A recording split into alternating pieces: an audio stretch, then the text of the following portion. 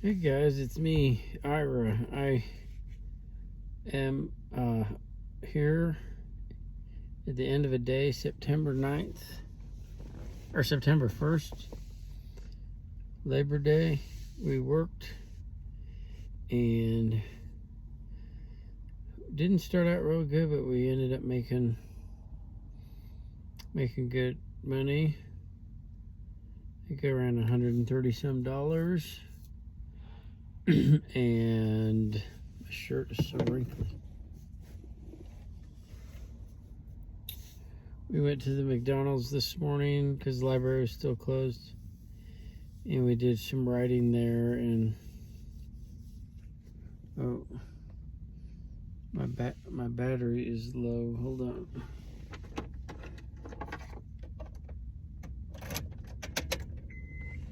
Guess I haven't been charging it today.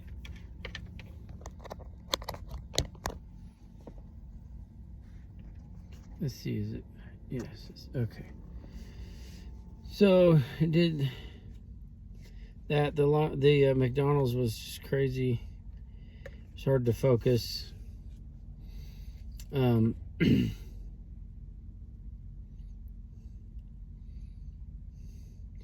got through yesterday.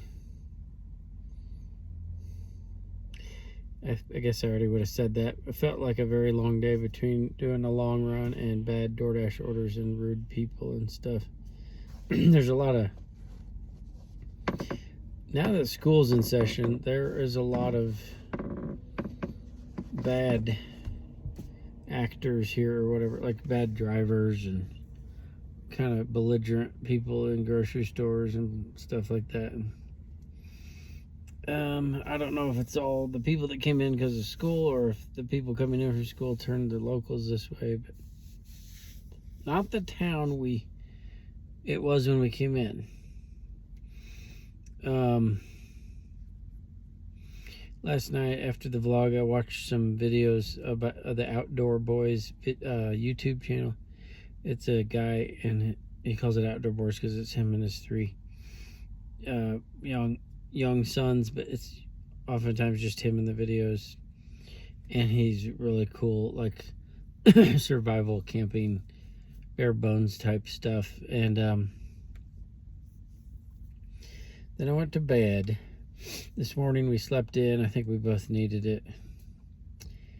A lady kept walking by with her dogs and looking in our van through our windshield, and was even walking right up to the front of the van trying to see in. So interesting.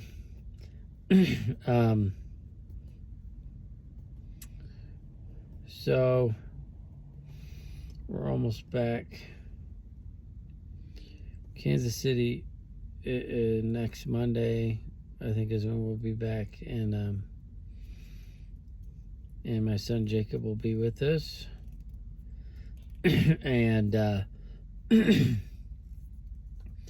we'll see what goes on. We have no furniture.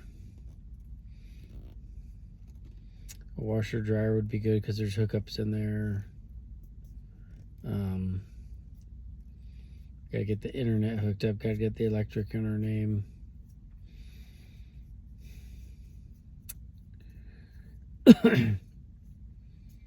But I started working on my blog this morning, and I didn't have much time. I didn't know what I was going to blog on, so I just I started trying to blog about my long run on Sunday, and just my running in general. We'll see what happens. Maybe I'll do that tomorrow. I didn't post it today. No blog today. Maybe I'll do it tomorrow. And I don't know. I'd like to post every day, but I feel like the quality may be suffering a bit because I'm trying to push it out. Maybe that's a little too... maybe I don't need to do that much, but I have a lot of ideas and a lot of partial work, but when it comes to time in the morning, I'm like, oh, I don't think I'll have enough time. I'd like to put more time into that. So then I'll kind of switch to something quicker and simpler, and then not work on that other thing. So that's kind of problematic. It's like I need to be making time to work on the other stuff too. But I was thinking of starting a separate running blog.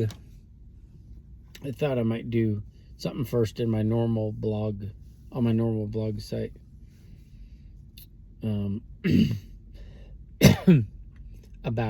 About running, but because I've been thinking, I know Eliud Kipchoge, like the world record marathon holder, I think he still is. He keeps a running journal, and a lot of runners do. He keeps a good log, and I agree. Like if you're, and I've experienced this too, if you're undertaking some thing that you want to do and get better at, I think journaling about it is very helpful. I played golf a lot, I guess, and as a kid my dad wanted me to be good at a sport, and I've always been runty and weak and slow and stuff, and he was a kind of a star athlete, I guess, and I think he figured I should at least be able to do golf or something. And so he would drop me off at the golf course every day, and leave me there, and then pick me up at lunch. And he worked out a deal with the guy. I would just play 9 holes as many times as I could between, I don't know what, like 7:30 and 1:30 or something like that. And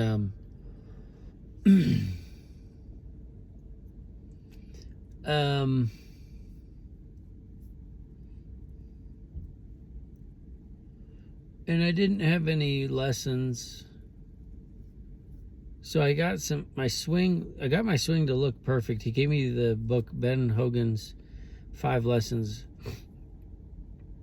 which was I think it was done really well, to be honest.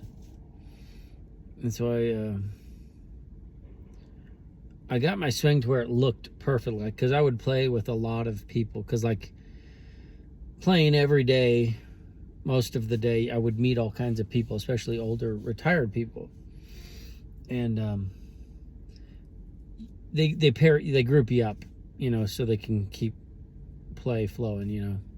Early on, I would, like, the first part of the day I'd be by myself, but then next time around they'd group me with people, and sometimes in the beginning I'd be with people, and it was old people, and they always I had a real bad slice, and I was younger, I don't remember how old I was, but 16 or something, and these guys, I think, all felt bad. They're like, because my slice was so bad, they're like, and everybody would always say the same thing, and this was true from people that hadn't seen each other, different times, different places. They say, your swing looks perfect. It's a great swing, but no one could tell what I was doing wrong, and they'd always have suggestions, and nothing ever worked. Well, then I took it back up when I was in my 20s, and I think I'm yelling. There's people thinking. When I was in my 20s, and I started keeping a journal. I kind of really got into it, I was never got very good, really, but I got better. I was really bad to begin with, and I played on my high school team too, but I was horrible compared to some people. Just have natural ability and some don't, and I guarantee you I put in more practice hours than those guys. But I got into it. I started journaling, and I didn't just stick with what I read in the book. I did try to do that, but I also tried to notice, essentially, what was happening. If I hit a good shot, it's like, okay, wait a second, what was different about that, to the best of my ability? You can't always tell either. especially in something as complex as a golf swing, because there's so many things going. It's such an unnatural movement. It is a highly unnatural swing. And but I did kind of iron some things out and got to where I could at least hit straight. And that's a huge deal with golf, because that's how it's essentially set up. Of course, being able to hit far is rewarded. You know, if you've seen Happy Gilmore, you kind of get the idea. But more importantly is straight. Not, you know, not to be a pro level, you got to be both and be able to make it go in different directions in general. But that helped me immensely. And to straighten out my swing, I lost some distance. I had to not swing as hard to get that straight flight path. And sorry, getting situated here. Feel free to hint me anything. Oh, And but that helped me. That helped me get a lot better scores. And which also helped me to be able to play with people, with other people, which wasn't the ultimate goal necessarily, but because I could kind of keep up more or even be better than some. And and my chipping and putting, I always had that down pretty good. I mean, putting is kind of just no special skill, it seemed to me, but chipping is hard for some people, and I could always hit out of the sand well and out of the rough fairly well. And but that was a journal that did that helped me get there, hit off the tee straight. That was the main problem, was hitting straight off the tee with a long club. And that was another thing I had to go. I just stopped using my driver because I couldn't get a straight hit with it, so I'd hit something else. But the point I was making was journaling. So I wanted to journal my running, and to just try to be more cognizant of what's going on, you know, because there's a lot of variables there too. I mean, with anything there is. Running's simple in a sense, you know, but at the same time, it's like, okay, how much sleep did I get? Did I do a warm-up?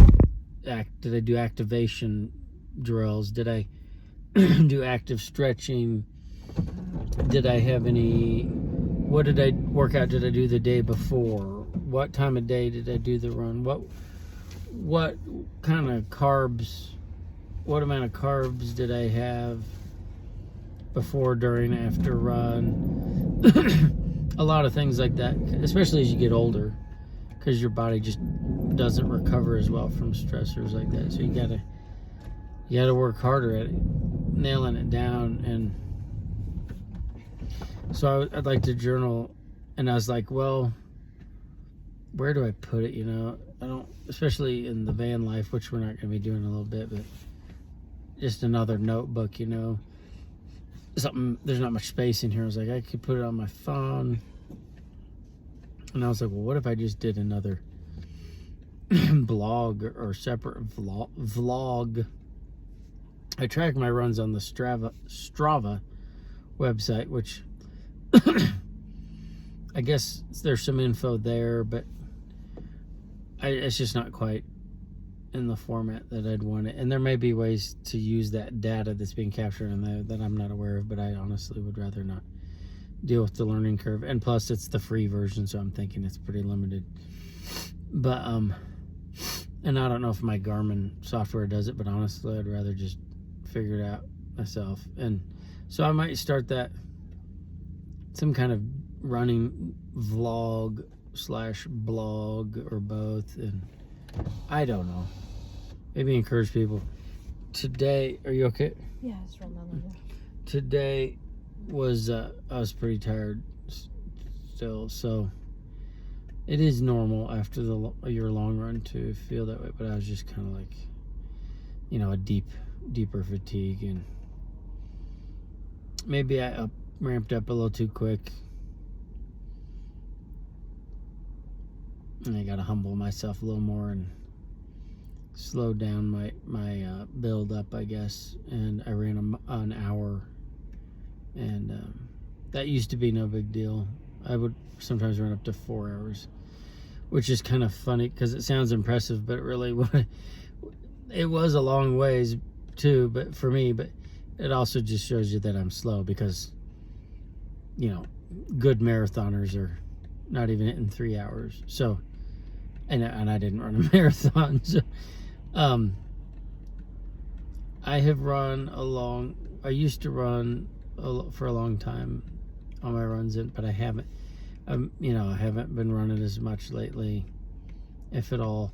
And it's been shorter times, and so you got to just work back up to that. It's like some of it's there, you know, probably the ability in my cardiorespiratory system, probably, but certain things are not, you know, certain components of my musculoskeletal system probably aren't there, or, you know, I don't know what all. But my body, I think, is telling me today, hey, don't go increase that quickly. And especially because it was uphill all the way out on the first half, and it was at this high altitude here, of course, it's harder. But then I was going up. I went up by 400 feet. So,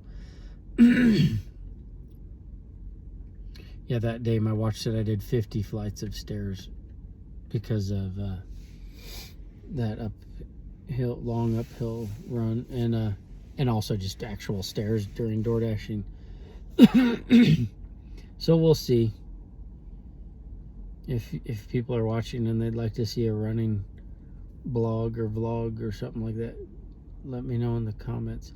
YouTube doesn't tell me about comments. I've checked the settings and it's supposed to, but it doesn't. So I do sometimes try to go manually through my videos and look for that. So sorry if I've missed anybody, but I think probably no one's watching really, so that's okay too.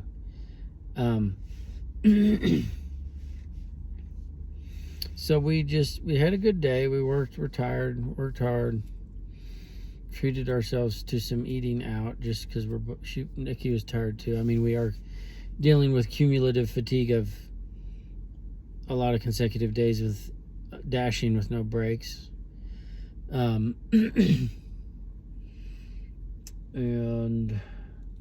working on our stuff, like me on my blog and reading and studying, and her on stuff on Canva with stickers and video editing, which that can be stressful. I know from experience, but so we're working a lot, and sorry, I got like allergies here, I think, or something. What was that? I'm working on something. I heard a water. It's my video. I heard a drop of water. It was her video. Is that Olipop here? Is it okay if I grab it? Or were you saving it? Thank you. Olipop, official sponsor of Ira. Not really. I guess could I get in trouble for saying that? It was a joke. It seemed so obviously absurd to me. I didn't think of it. But if they want to sponsor me, that'd be cool. It supposedly has prebiotics.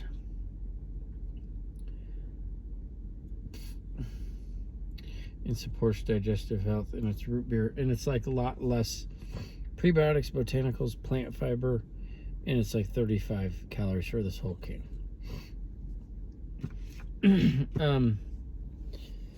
So yeah, we're just kind of treating ourselves because we're tired.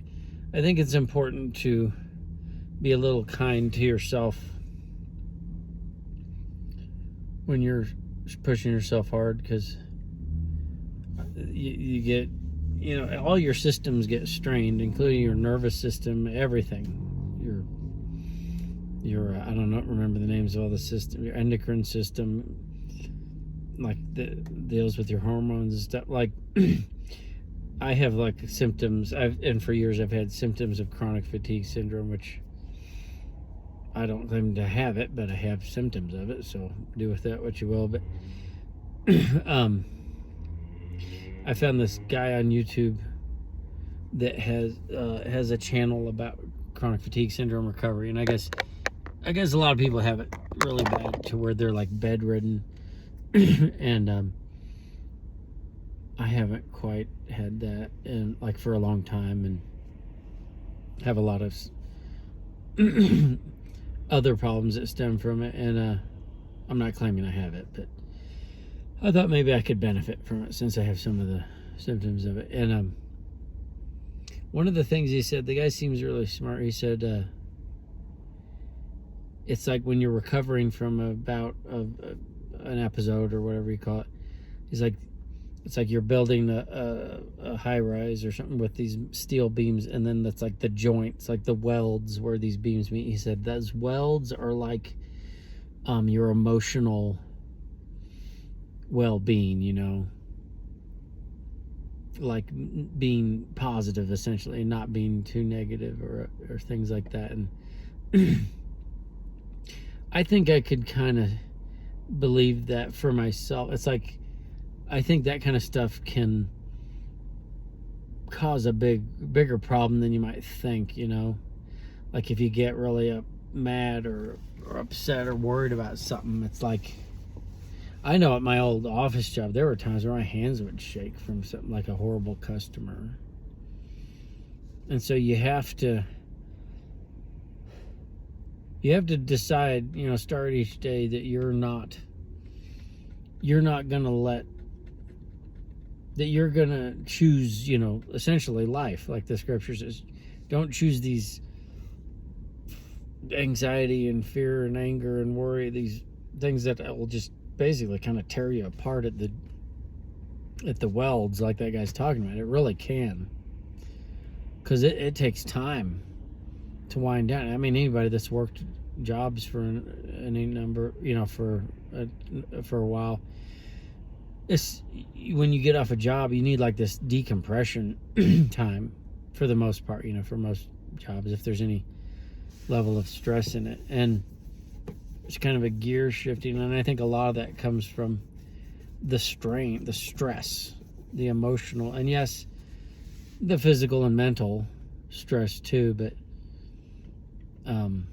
I think that emotional can be even more detrimental to you, because it's like you get kind of put in a fight or flight state by it, and that's just kind of reverberating through you continually if you don't kind of have a way to overcome that. And one of the best things we found was the Tony Robbins priming, which I'm sure I've said on here a number of times, but if like Nikki tends to just prime like thinking positive, seeing, kind of visualizing and feeling, and like you're really experiencing the positive future. You're seeing it as happening.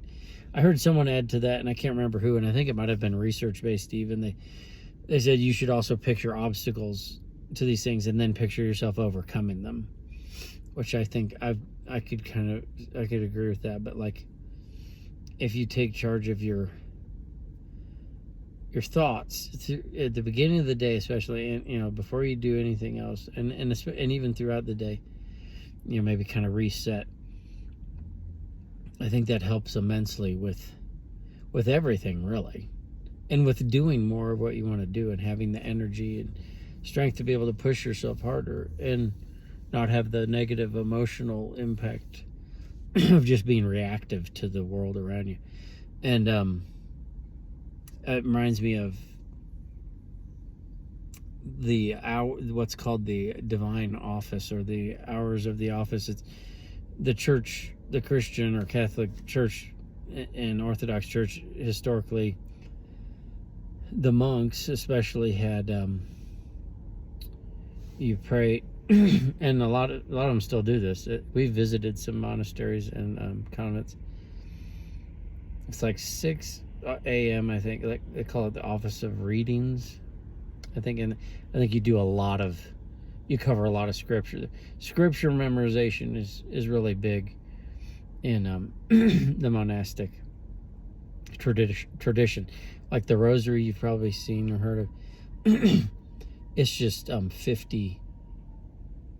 It's got some beads and a cross, but the main loop is 50 beads, each separated by a little other bead, and it's 5 sets of 10, and those are called decades. But like they had 15 decades, 15 beads, and this is where the rosary, not the specific prayer of the rosary, but the beads came from that monastic tradition of having a rope of 150 total, 15 decades.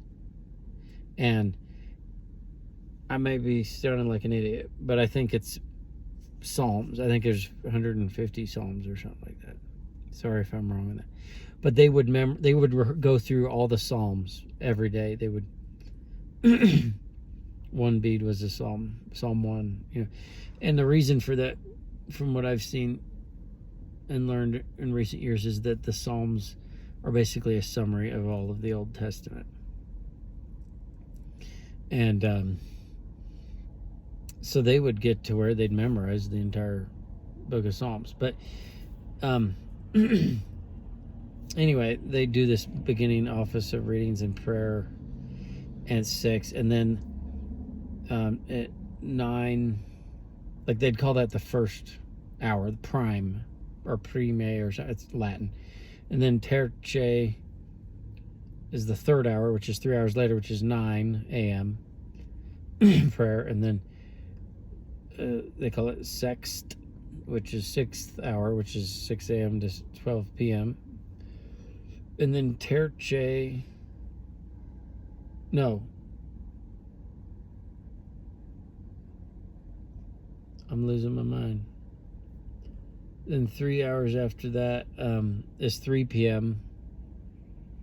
and that's that's prayer. And then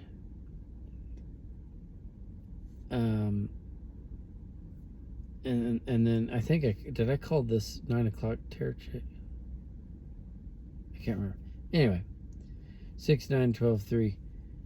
And then like I think it might change. It's either 5 p.m. or 6 p.m. is Vespers. And they pray there. And they recite scriptures and they chant them, and they traditionally chant them, and there's prayers like and this is all in a book called a breviary, and it's really cool if you can get your hands on one. This is for, you can follow this stuff, and there's a thing called universalis.com. You can you can follow this, and there's this whole calendar, and the cool thing about Catholicism and Orthodoxy, it follows this seasons that all represent parts of the scripture and Christ's life and stuff. So anyway, Vespers, and then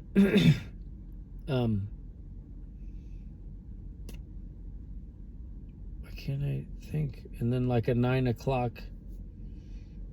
I'm pretty rusty on that. I used to try to do a lot of it, and I haven't been. Then there's a 9 o'clock one, Compline, I think it's called, or Compline, I don't know in Latin. But that one, as I understand, I think is the same for everybody every day. So like that's a common one to memorize. And I think it's beautiful. And then and then I think in the ancient, and there's a quiet time and they go to sleep. But I think in the old back in the day, they would do maybe even midnight and or 3 a.m. prayer.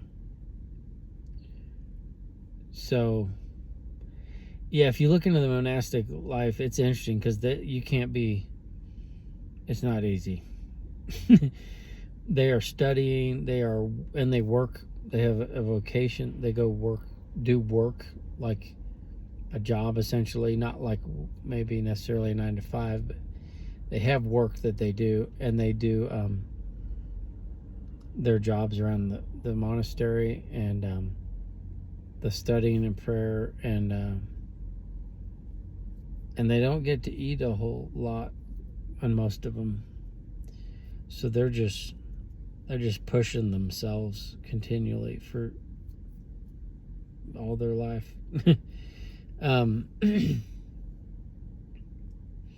But but that's that kind of that prayer every 3 hours essentially. It's supposed to work like a positive prime, from what I understand. It's like it gets you back on target, because it doesn't take long. If you've ever tried to live a right life or a virtuous life or a Christian life or whatever, I'm sure Muslims go through this, because they pray the same. They pray on a schedule, and I know that the Buddhists, the meditation, that's a big deal. They're trying to have a certain mindset and keep it, and it gets you on track. So like the priming, the positive priming I was talking about, you can do it more than once a day, and you probably should and probably need to. At least a miniature version of it, throughout the day. And so these things can help you stay stronger and more capable and having more energy and more ability to just do what you want to do, and see and keep hope and keep motivated and faith, and that you can do what you believe you're called to do. So I guess I was talking about that because of priming, and and recovery from stuff, like, because it stresses, but I went from 2 half-hour runs. I went from like half-hour runs to Sunday I did an hour, and that may have been a bigger jump. My body may be telling me, don't do it, but I did get through the rest of that day and through the rest of today. I was kind of a bit of a lump today, but I was able to keep going, and we'll see how tomorrow is. But maybe next time I won't ramp up quite as much. I'm hoping to do a Wednesday and Friday and run, and I don't know when my long run will be, because we'll be coming back around then, and then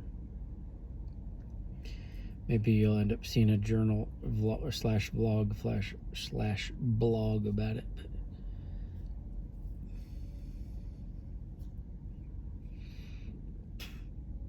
I don't know if there's anything else, but I'm gonna wrap it up, I guess, for now. And I thank you guys for listening, if you did, for watching, and I hope you have a blessed evening. Maybe I should end these with prayer or something, but I'll think on that. All right, thank you. Bye-bye.